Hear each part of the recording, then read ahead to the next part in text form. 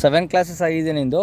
ಈಗ of clutch ನಿನಗೆ ಬ್ರೇಕಿಂದ ಹೆಂಗೆ ಮೂವ್ಮೆಂಟ್ ಅಂದರೆ ಸ್ಲೋಪಲ್ಲಿ ಹೆಂಗೆ ಮೂವ್ಮೆಂಟ್ ಮಾಡೋದಂತಂದು ಹೇಳಿದ್ದೀನಲ್ವಾ.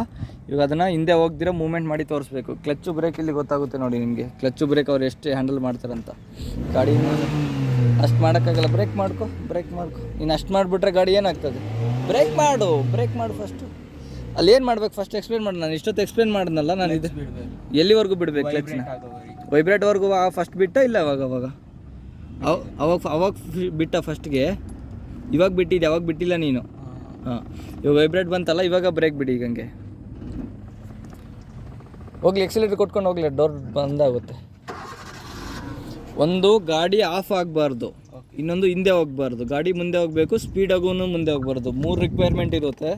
3 ರಿಕ್ವೈರ್ಮೆಂಟಲ್ಲೂ ನೀನು ಪಾಸ್ ಆಗಬೇಕು. ಇವಾಗ ಗಾಡಿ ಫಸ್ಟ್ ಆಫ್ ಕ್ಲಚ್ ಬಿಟ್ಟಿದೆಯಲ್ವಾ, ಬ್ರೇಕ್ ಬಿಡು, ಗಾಡಿ ಹಿಂದೆ ಹೋಗ್ತದೆ ಇಲ್ಲ ಚೆಕ್ ಮಾಡ್ಕೊ. ಇವಾಗ ಮುಂದೆ ಹೋಯ್ತಲ್ಲ, ಎಕ್ಸಿಲೇಟರ್ ಕೊಡು, ಸ್ವಲ್ಪ ಎಕ್ಸಿಲೇಟರ್ ಕೊಡು. ಈಗ ಹಿಂಗೆ